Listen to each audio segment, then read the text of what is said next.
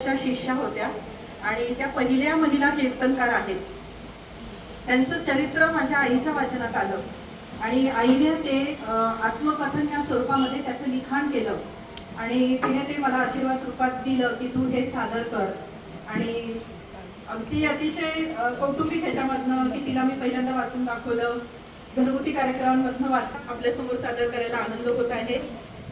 माझ्या आईला स्मरण करते आणि आपल्यासमोर मी ही कथा सादर करते.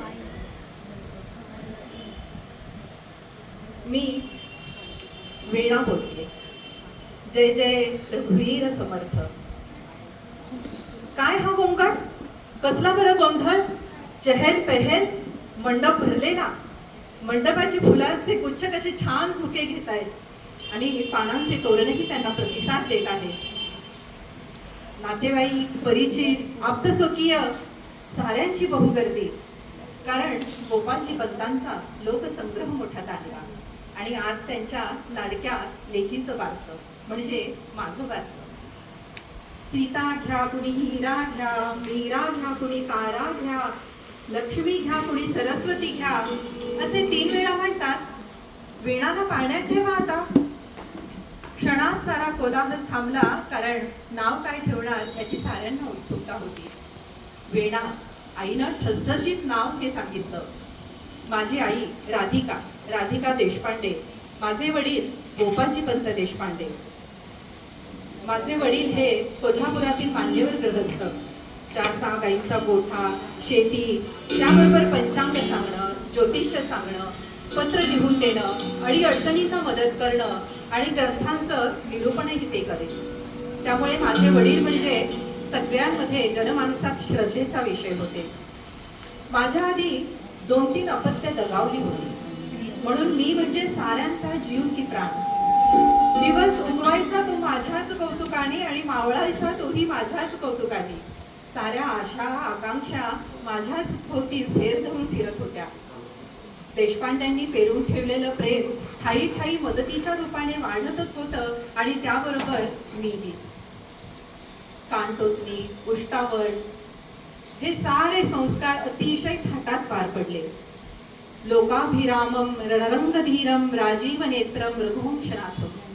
6-7 वर्षांची मी रामरक्षा म्हणू लागले. बोबडे बोल कधी स्पष्ट उच्चारात बदलले हे घरच्यांनाही कळलं नाही. माझ्या विकासाच्या मापपट्ट्या हळूहळू वाढत होत्या. ईश्वर प्राप्तीची ओढ ही स्वाभाविक पिंड होता आणि आमच्या घराण्यात भक्तिभावात्मक राम उपासनेनं माझं व्यक्तिमत्व कोमल आणि उदात्त अशा संस्कारांनी उजळून निघत होतं. मैत्रिणी फुलपाखरा मागे धावू लागल्या की मी त्यांना म्हणायचे, अगो पकडू नका ग त्यांना, त्यांचं सौंदर्य दुरून निरखा, तुटतील ग त्यांची पंख. मैत्रिणींनी माझ्याबद्दल आदर बाळगून असत. रामकथा तर मला फार प्रिय. मी आईला नेहमी म्हणायचे रामाच्या गोष्टी सांगायला. आई मला रामाच्या गोष्टी सांगायची. कधी कधी ती कंटाळायची. ती म्हणायची, अगं वेणे, आता ही कथा जुनी झाली ग, शिळी झाली ग. तर माझं उत्तर तर या, आकाशात नित्य चंद्र तारे उगवतात ते का शिळे होतात. माझं असं बोल ऐकून माझे वडील चिंतित होत. पण ईश्वर प्राप्तीची ओढ हा स्वाभाविक पिंड होता आणि माझे प्रश्न सुरूच. आई, माणूस मरतो म्हणजे काय ग? माणसाचं मेल्यानंतर काय होतं? राम हा देव होता तर तो मेला कसा? हनुमान हा चिरंजीव कसा झाला? आपण त्या मारुती रायावर बसून ध्रुव ताऱ्याकडे गेलो तर दिसेल ध्रुवबाण. समाधी म्हणजे काय हो? असे सारे प्रश्न ऐकून माझे आई वडील विचारात पडत. पण माझ्या ह्या गुणांचं संवर्धन व्हावं म्हणून माझ्या वडिलांनी घरीच आचार्य पत्नी यांची नेमणूक केली. मी लहानपणापासूनच विष्णू सहस्त्रनाम, शिवमहिम, रामरक्षा हे सारं काही मुखोद्गत केलं होतं. माझ्या वडिलांनी आचार्य पत्नी यांची नेमणूक केली. हे सारे ग्रंथ मी मुखोद्गत केले होते आणि त्याचे अर्थही मला कळू लागले होते. आणि हे अर्थ ऐकण्यासाठी आजूबाजूची लोक येत. माझ्या स्वरांची जादू त्यांना घेऊन येईल. आणि आता तर मला हळूहळू जीवनाचा अर्थही कळायला लागला होता. आणि आता मी श्रीमंतांची सून होणार होते. मिरजेत्या देशपांडे घराण्यातील दत्तात्रय नावाच्या मुलाशी माझं लग्न ठरलं होतं. लहानपणापासूनच सोशळ, सोशिक, सोज्वळ, सत्वगुणांची लक्षणं माझ्यामध्ये दिसत होती.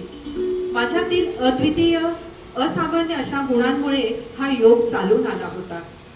पण खरं तर चिंतन दृष्टी, ज्ञानदृष्टी हे प्रगल्भ असल्यामुळे लग्न करू नये असं मला वाटेल. पण माझा विचार कोण विचारात घेणार होतं? कारण न स्त्री स्वातंत्र्य महर्ती हाच विचार रुजलेला होता. ठरल्याप्रमाणे मार्गशीर्ष शुद्ध पंचमीला मी लग्नबंधनात अडकले. माझं लग्न मिरजेतील देशपांडे घराण्यातील दत्तात्रय नावाच्या मुलाशी झाला. पाणावल्या डोळ्यानं मी साऱ्यांचा निरोप घेतला. सारे जण म्हणत होते, वेणा अगं रडू नको ग, आम्ही सारे जण तुझेच आहोत.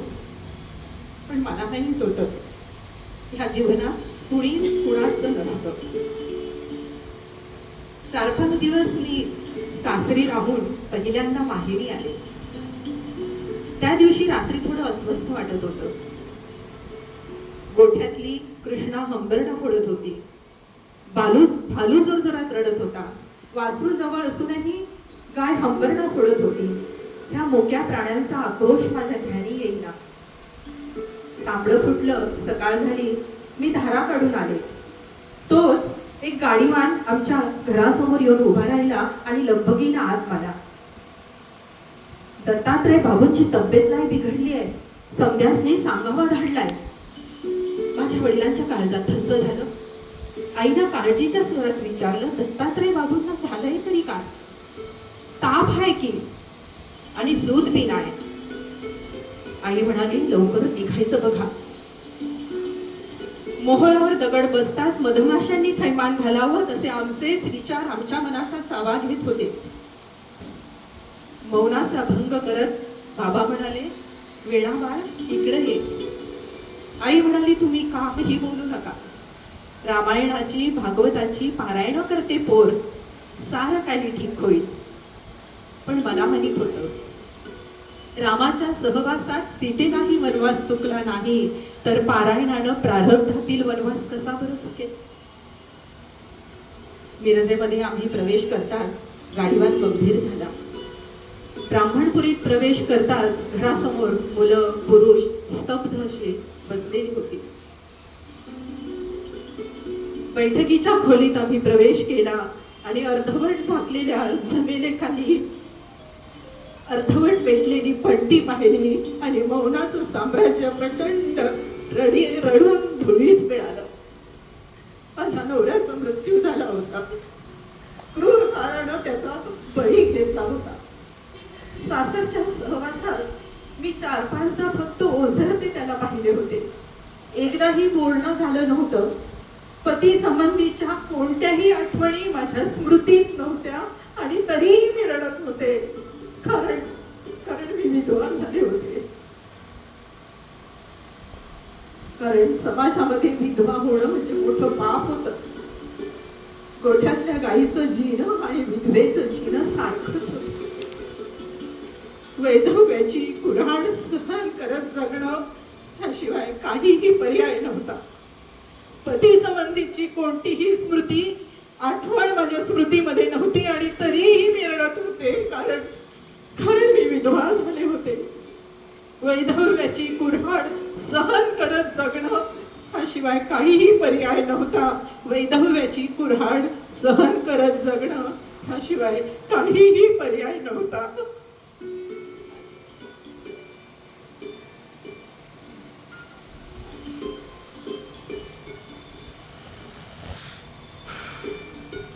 आता मी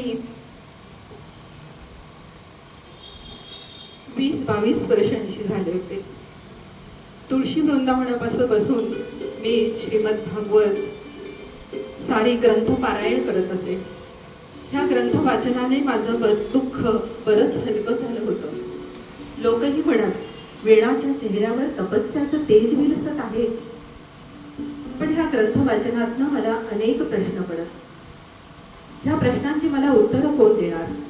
आत्मबुद्धी म्हणजे काय? देहबुद्धी म्हणजे काय?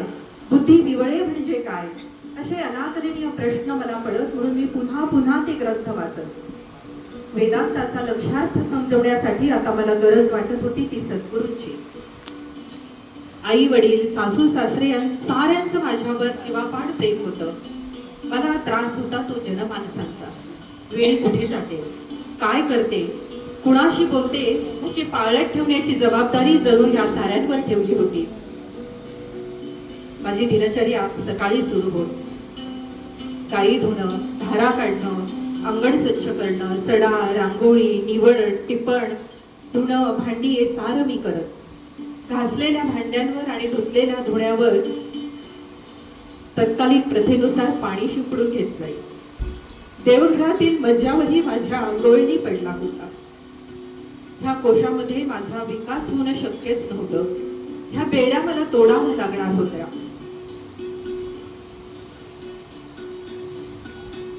असाच एक योग माझ्या आयुष्यात चालून आला. मी धारा काढून आले आणि तुंबाभर दूध मिळेल का, अतिशय मधुर आवाज माझ्या कानावर गेला. भिंती भेदून तो सासूबाईंच्या कानावर गेला. सासूबाई कडाडल्या.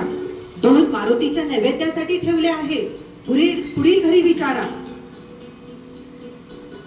मी मात्र कावरी बावरी झाले. असा बलदंड तेजस्वी पुरुष ज्याच्या डोळ्यातून कारुण्य ओसंडून वाहत होतं. अंगामध्ये हुमुरजी रंगाचा अंगरखा, नेटस मेखळा, गळ्यात रुद्राक्षांची माळ, हातात कुबडी, कपाळावर मोठे आवाळू, साक्षात मारुतीचा अवतार वाटत होता. मी धावत धावत सासूबाईंकडे गेले आणि त्यांना म्हणाले, सासूबाई सासूबाई, अहो साक्षात मारुतीचा अवतार आला होता हो भिक्षा मागायला.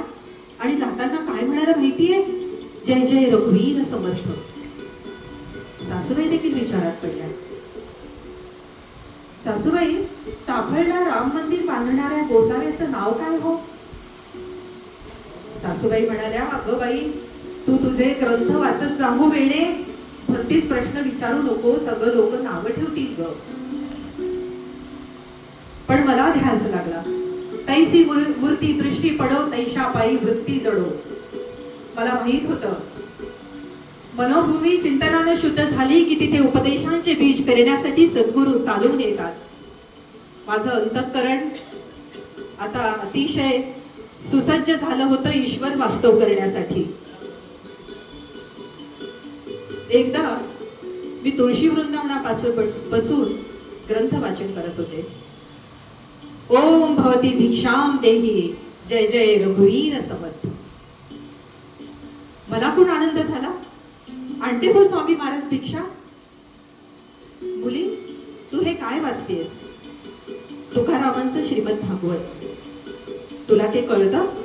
थोडं थोडं कळतं.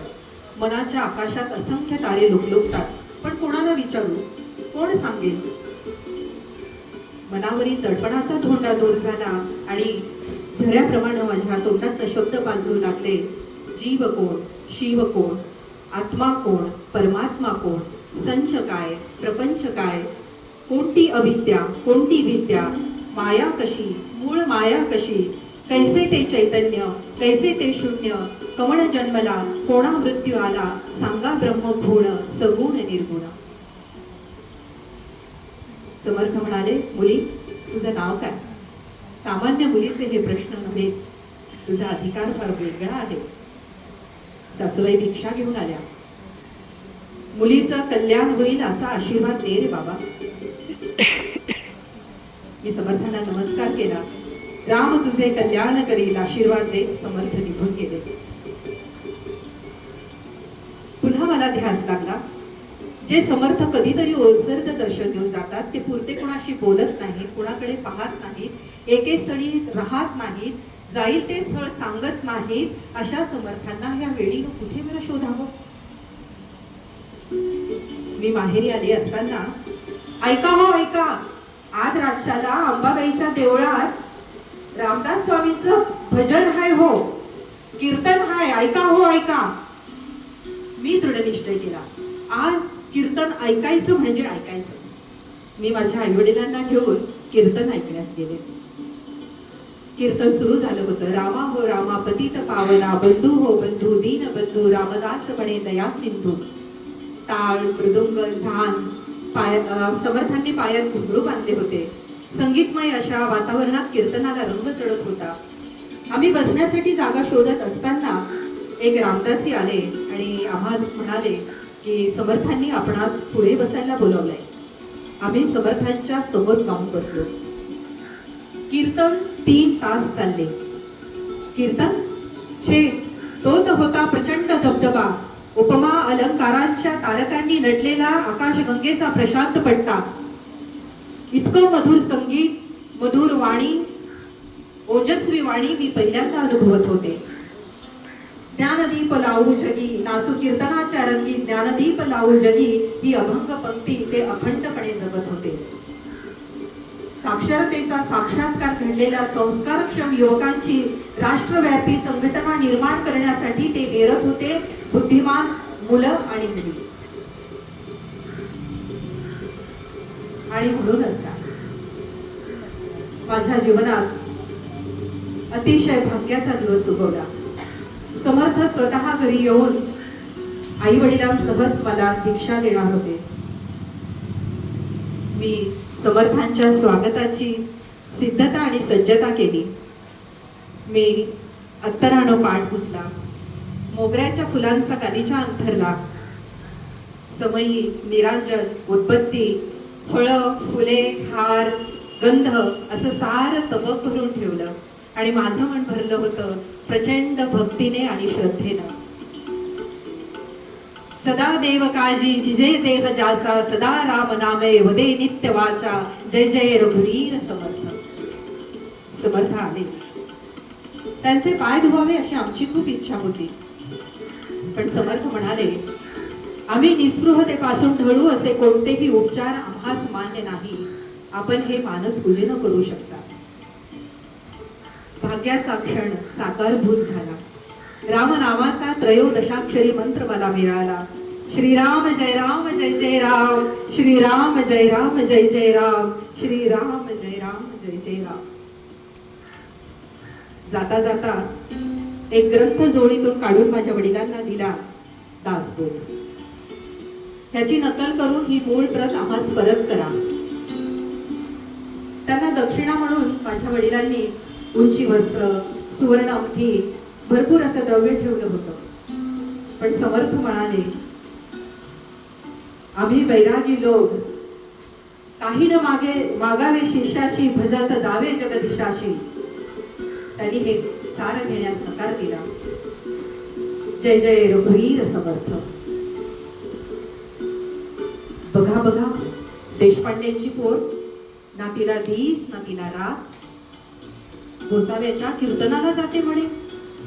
अशा बऱ्याच बाया ह्या गोसाव्याच्या नादी लागल्यात. राशीवाड्याची आंबा, शहापूरची सती या साऱ्या जणी यांची भजन करतात म्हणे, कीर्तन ऐकतात. जागोजागी निंदा नालस्ती केंद्र सुरू झाले. आपला बहुमूल्य वेळ समाजाने खर्ची घातला होता. पण वेणीचे निजधन, रामची जीवन, सुखी होईल ती का होईना, धन्य माझी निंदक जननी जिव्हा करुणी क्षिणिजे. मला निर्माण करणारी माती फार वेगळी होती, कोमल पण कणखर होती. मंत्र साधनेनं ही वेळा प्रगती पथावर होती. परमार्थिक दर्शने मला घडत होती. श्रवणाधिक अनुभव मला येत होते. आता माझी मेधा शक्ती जागृत झाली होती. मी कवण लिहू लागले. गुरु निशब्दांचे बीजे आम्हा प्रात्म आत्मकाजे, आम्ही अबोले अबोले अबोले बोल बोलू, नका अमुच्या वाटे जाऊ, नये त्या वाटे तुम्हा नेऊ. आम्ही पारिखे पारिखे न होऊ लौकिका सारिखे, मन माझे देह माझे सर्व नेले गुरुराजे. मना श्रेष्ठ झारिष्ठ जीवी धरावे, मना बोलणे नित्य सोषित जावे, सदा सर्वदा नम्र वाचे वदावे, मना सर्व लोकांतरे निववावे. अंतर्निष्ठेच्या खुणा अंतर्निष्ठ जाणते. समर्थ हे माझ्या चेहऱ्यावर सारं काही वाचत होते. मी काही न सांगता ते माझ्या मुद्रेवर हे सारं काही वाचत होते. त्या दिवशी कीर्तनात विषय होता कुणी निंदा कुणी वंदा. आपल्या अनुभव संपन्न वाणीतून समर्थ सांगू लागले ज्ञानदेवांचे चरित्र. चंदन वृक्ष तोडणाऱ्याच्या हातालाही सुगंध देते. परमार्थ निरपेक्ष असते.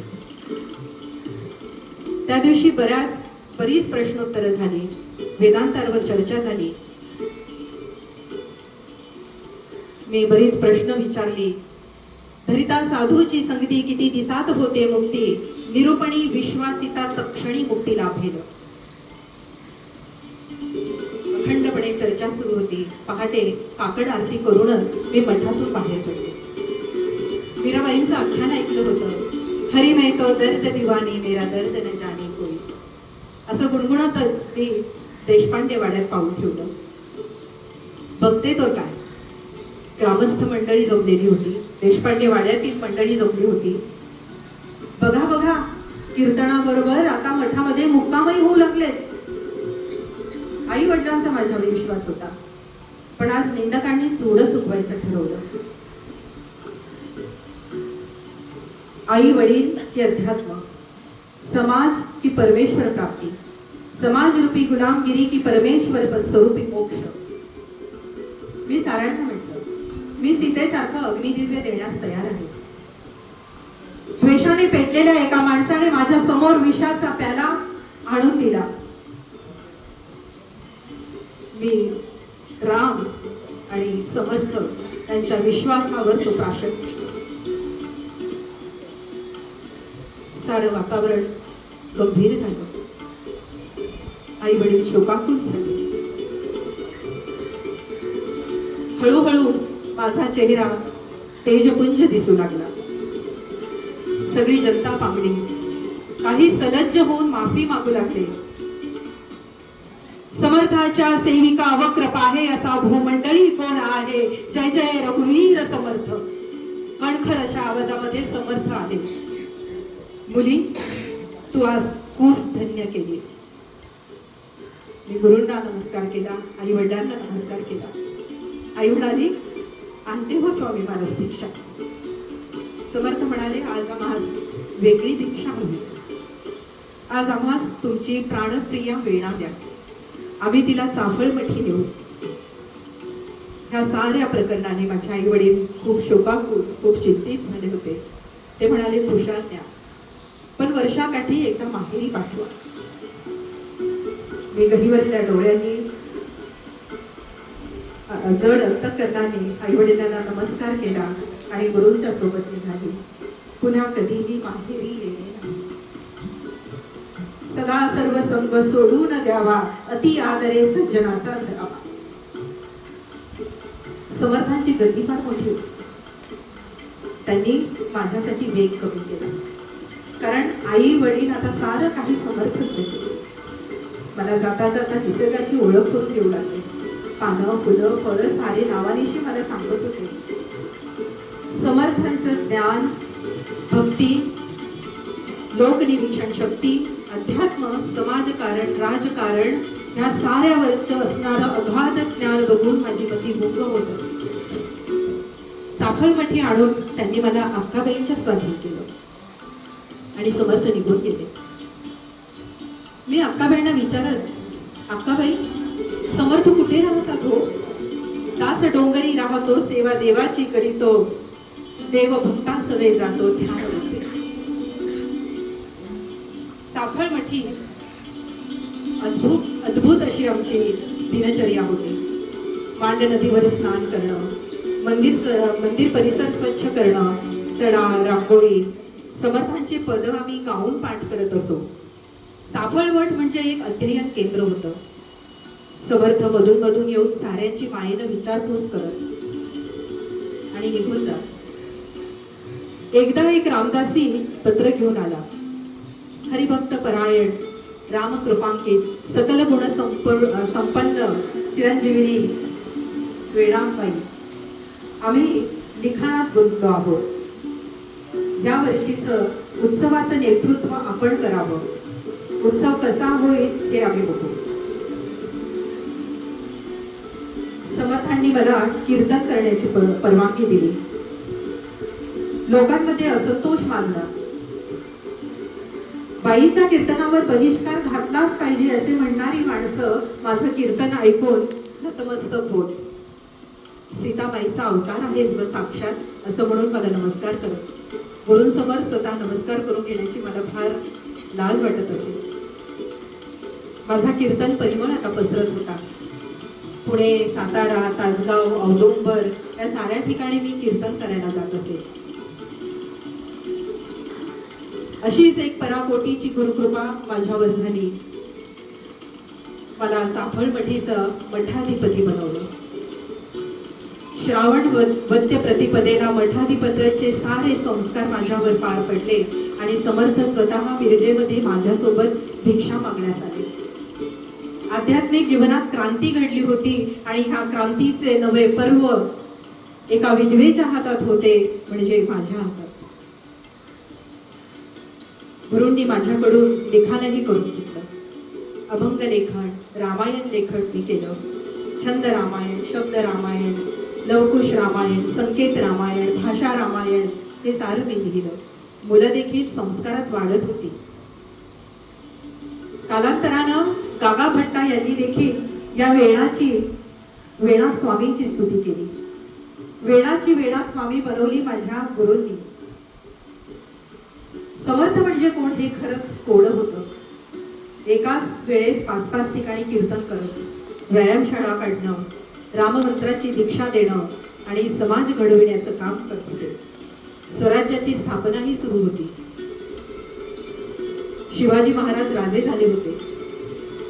चाफळमठी शिवाजी महाराज आले असताना त्यांचं स्वागत मी केलं. गहीवरून राजांनीच मला नमस्कार केला.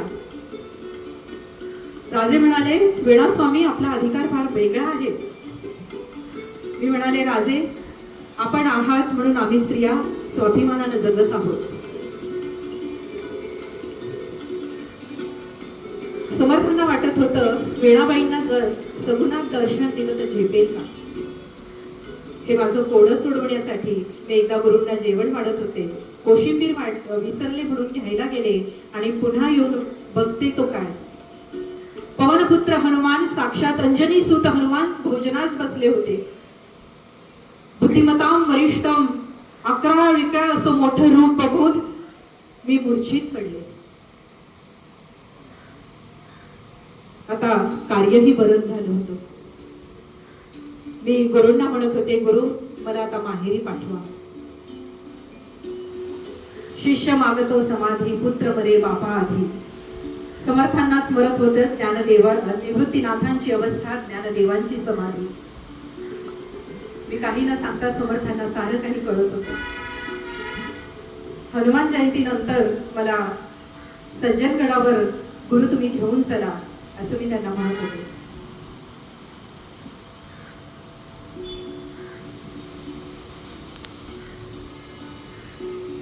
सज्जनगडावर समर्थांनी माझं कीर्तन ठेवलं. बंध विमोचन राम माझा, बंध विमोचन राम. पूर्वरंगी गुरूंनी मला स्वतः हार घातला. उत्तर रंगात मी सांगू लागले तुकाराम वैकुंठी गेल्याचे आख्यान. आम्ही जातो आमच्या गावा, आमचा राम राम घ्यावा. जय जय रघुवीर समर्थाच्या नावाने आसमंत दुमदुमत होता. या देहाचं उन्मन झाले होते. देहभाव पूर्ण गळाला होता. अंत्यक्षणी हे चिदानंद शक्तीमध्ये विलीन झालं होतं आणि त्याच अवस्थेमध्ये मी गुरुचरणावर नमस्कार केला आणि ही वेळा गुरुचरणी पूर्णविराम पावली. ही वेळा पूर्णविराम पावली, पूर्णविराम पावली. जय जय रघुवीर समर्थ, जय जय रघुवीर समर्थ, जय जय रघुवीर.